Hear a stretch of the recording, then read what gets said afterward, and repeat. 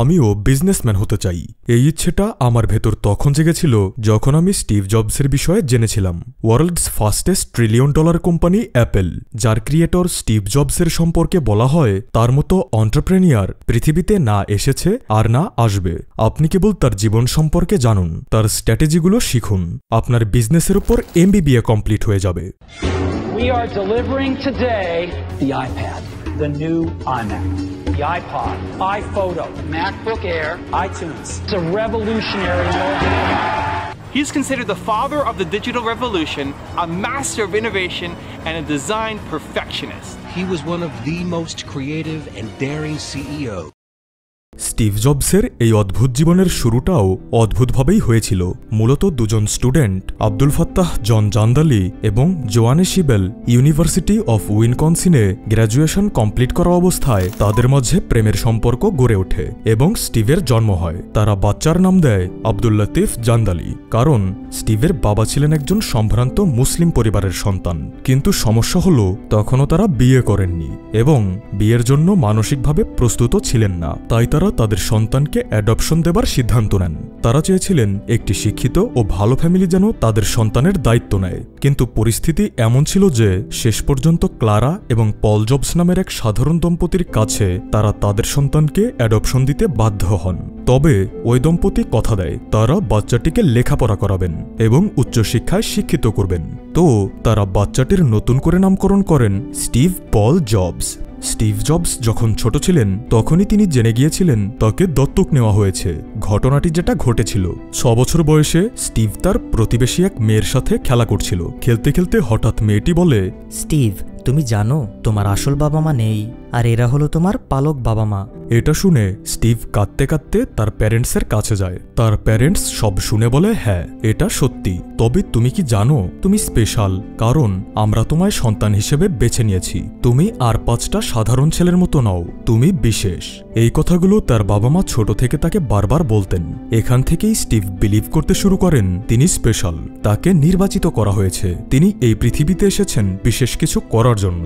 তার বায়োগ্রাফি পড়তে পড়তে আমিও বুঝতে পারি এই মেন্টালিটি তাকে জীবনে সফল হতে অনেক বেশি সাহায্য করেছে। তো পরবর্তীতে স্টিভের রিয়েল প্যারেন্টসেরও বিয়ে হয়ে যায়, আর তারা মোনা সিম্পসন নামের এক কন্যা সন্তানের জন্ম দেয়। স্টিভ তার বোনের প্রতি সম্পূর্ণ দায়িত্ব পালন করেছেন এবং সবসময় তাকে নিজের কাছাকাছি রেখেছেন। কিন্তু তার রিয়েল বাবার সাথে জীবনে একবারের জন্যও তিনি দেখা করেননি, আর রিয়েল মায়ের সাথে কেবল তিনি একবার দেখা করেছিলেন এবং তাকে ধন্যবাদ জানিয়েছিলেন আমায় অ্যাবর্শন না করিয়া জন্ম দেওয়ার জন্য।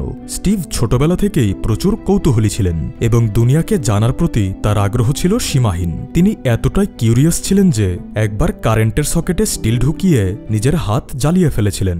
আর বাড়াবাড়ি তো তিনি তখন করেছিলেন যখন বিষ খেয়েছিলেন এটা জানার জন্য যে বিষ খাওয়ার পর মানুষের সাথে কি ঘটে। এই পাগলামির জন্য তিনি আইসিইউ থেকে মরতে মরতে বেঁচে ফিরে আসেন।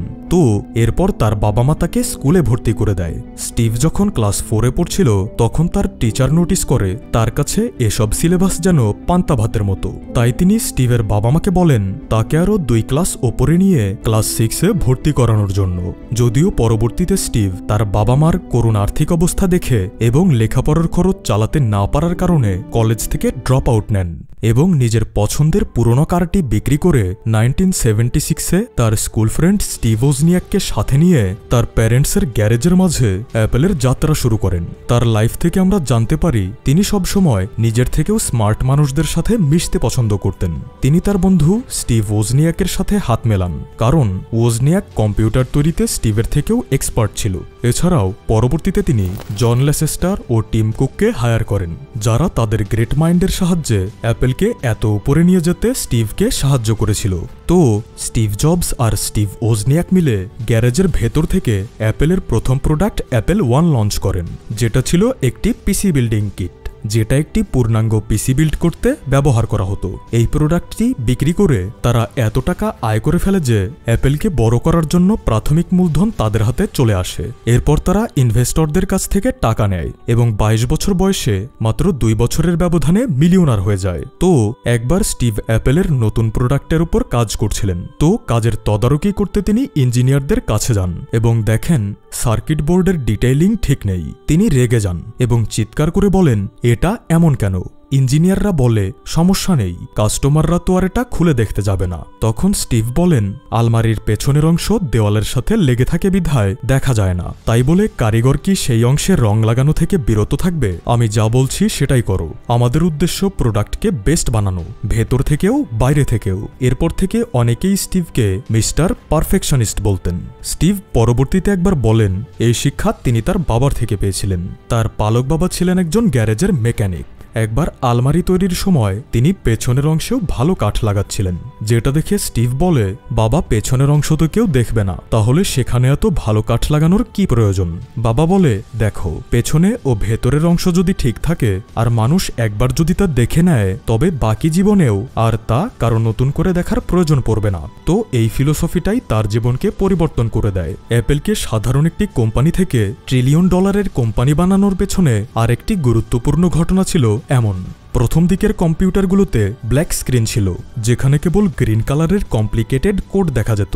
এরপর জেরক্স পার্ক মানে সেই কোম্পানি যা ফটোকপি তৈরিতে এত সফল হয়েছিল যে আজও অনেকেই ফটোকপিকে জেরক্স বলে থাকেন। তো সেই কোম্পানির রিসার্চ টিম প্রথম এমন কম্পিউটার বানিয়েছিল যাতে GUI মানে গ্রাফিক্যাল ইউজার ইন্টারফেস, অর্থাৎ mouse, Windows, icon, storage, networking সহ ভালো ভালো ফিউচারিস্টিক সব আইডিয়া ছিল। তো স্টিভ যখন এ বিষয়ে জানতে পারেন, তখন তিনি জেরক্সকে একটি অফার দেন যে সে অ্যাপেলের 1 লাখ শেয়ার তাদেরকে 1 মিলিয়নে কিনতে দেবে যদি জেরক্স পার্ক তাকে ওই সমস্ত টেকনোলজি দেখায় এবং এক্সপ্লেইন করে। তো এই প্রস্তাব জেরক্সের কিছু লোভী বোর্ড অফ মেম্বারদের খুব ভালো লাগে। তারা ভাবে স্টিভ কত বোকা যে এমন ডিল করছে। কিন্তু পরবর্তীতে এই টেকনোলজির সাহায্যে স্টিভ এক রেভলিউশনারি পরিবর্তন নিয়ে আসে, কারণ জেরক্সের আইডিয়াগুলো অ্যাপেল আরো বেটার বানায় এবং সঠিকভাবে এক্সিকিউট করে। আর লিজা ও ম্যাকিনটসের মতো আপডেটেড কম্পিউটার লঞ্চ করে এবং মার্কেটে মনোপলি ক্রিয়েট করে। স্টিভ তার এক ইন্টারভিউয়ে বলেন, বেস্ট কোনো কিছু ক্রিয়েট করার জন্য অনেক সময় আমাদের বেস্ট আইডিয়াগুলোর সাহায্য নিতে হয়, যেমনটা ফেসবুক তৈরিতে মার্ক জাকারবার্গ করেছিলেন। মূলত তিনি কোডিং জানায় তাকে হায়ার করেছিল এই দুই ভাই একটা সোশ্যাল মিডিয়া প্ল্যাটফর্ম বানানোর জন্য, কিন্তু তিনি সেই আইডিয়া চুরি করে নিজেই ফেসবুক বানিয়ে ফেলেন। তো আবার স্টোরিতে ফিরে আসি। একবার স্টিভ জবস আইপড লঞ্চ করবে বলে কাজ করছিলেন। তখন অনেক পরিশ্রমের পর তার টিম একটা প্রোডাক্ট ডিজাইন তৈরি করে স্টিভকে দেখায়, যা মার্কেটে অ্যাভেলেবল প্রোডাক্টের থেকে সাইজে ছোট ছিল। স্টিভ সেটা দেখেন আর বলেন এই প্রোডাক্টটি আরো ছোট করতে হবে। তখন তার টিম বলে এই প্রোডাক্টকে এর থেকে ছোট করা কোনোভাবেই সম্ভব নয়। তখন স্টিভ সেই আইপডকে পাশে থাকা ফিশ অ্যাকোরিয়ামের মাঝে ফেলে দেয় আর তা থেকে বাবল বের হতে থাকে। তখন স্টিভ বলে যদি বাতাসের জন্য এর ভেতরে জায়গা থাকে তবে তার মানে এই প্রোডাক্ট আরো ছোট করা যাবে। তো জীবনের প্রতিটি ক্ষেত্রেই তিনি এমনভাবে সিদ্ধান্ত নিতেন, তিনি যেটা করতে চাইতেন সেটাই করতেন। তিনি সবসময় রিস্ক নিতে ভালোবাসতেন, যে বিষয়টি তাকে তার কম্পিটিটরদের থেকে আলাদা বানিয়েছে। তিনি প্রচুর পরিশ্রমের মাধ্যমে আইপড তৈরি করেন, আর আইপড যখন তার কোম্পানির মেইন প্রোডাক্ট হয়ে গিয়েছিল, সবথেকে জনপ্রিয় হয়ে উঠেছিল, তখন তিনি আইফোন লঞ্চ করেন। তিনি জানতেন আইফোন পুরোপুরিভাবে আইপডকে ধ্বংস করে দেবে, তবুও তিনি এই রিস্কটা নেন।